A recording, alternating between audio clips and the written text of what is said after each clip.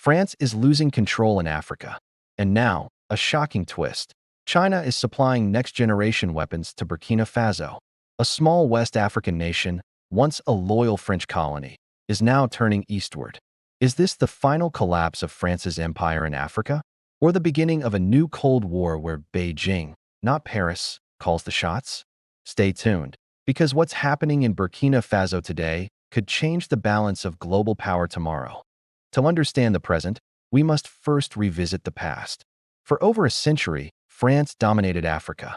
From Senegal to Ivory Coast, from Niger to Burkina Faso, Paris built what became known as Francafrique, an invisible empire powered by military bases, political puppets, and economic control.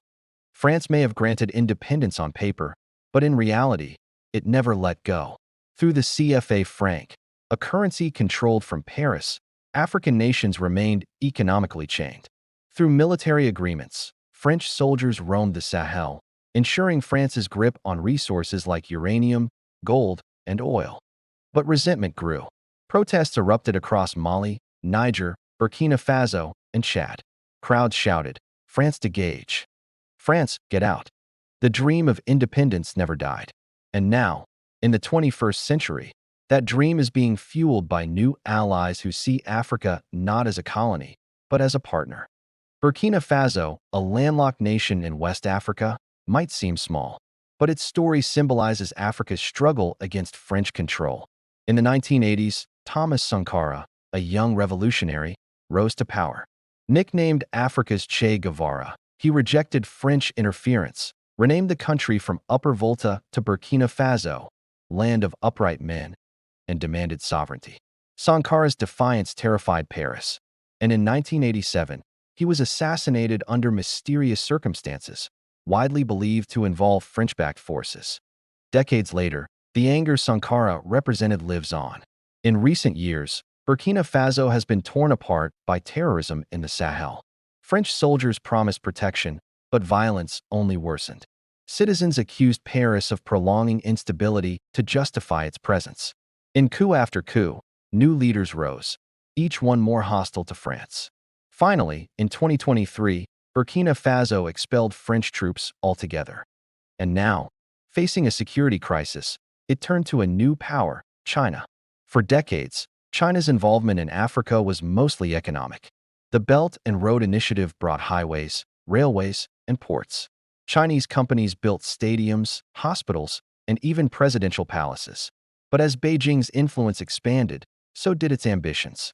Now, China isn't just building roads, it's building armies. Why Burkina Faso? Strategically located in the Sahel, it sits at the crossroads of West Africa's instability. Whoever controls Burkina Faso influences the region. For China, equipping Burkina Faso with weapons means gaining both military leverage and political loyalty. And for the Burkinabe government, the deal is clear.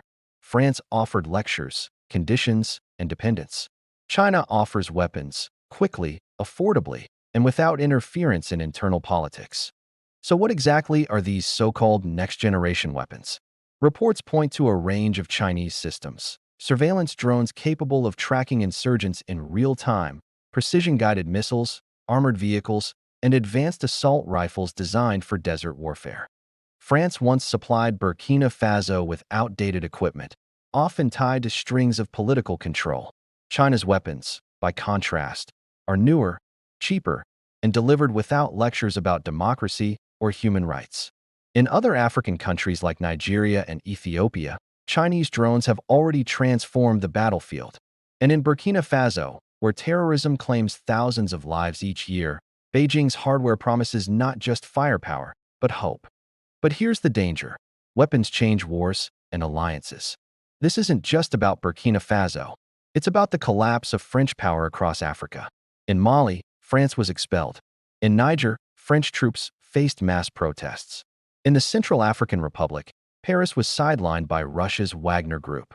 And now, Burkina Faso, once a loyal partner, is openly rejecting France. In Paris, officials are panicking. For decades, the Sahel was seen as France's backyard. Today, it is slipping away, piece by piece, replaced by Chinese influence, Russian mercenaries, and local leaders demanding sovereignty. This is more than a setback. It is an empire unraveling. For many Africans, the shift from France to China feels like liberation. Beijing offers what Paris never did: respect, partnership, and investment without colonial guilt. But critics warn, is this true independence, or simply replacing one master with another? Some analysts fear a Chinese debt trap.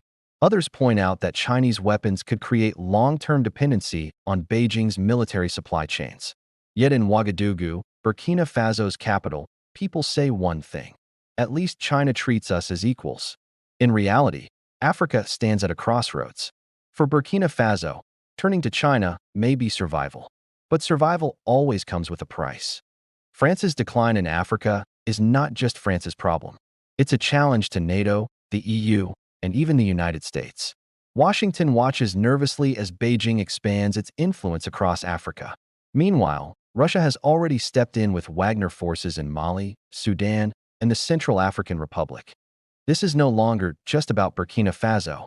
It's about a continent becoming the front line of a new Cold War. East versus West, Beijing and Moscow versus Paris and Washington. The collapse of French influence in Burkina Faso could trigger a domino effect across West Africa, Ghana, Ivory Coast, Senegal, and beyond.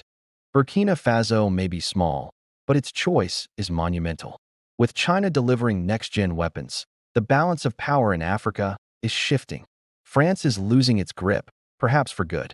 But will China bring true partnership, or simply a new empire in disguise? One thing is certain: Africa is rising, and the old rules no longer apply. This is not just the story of Burkina Faso.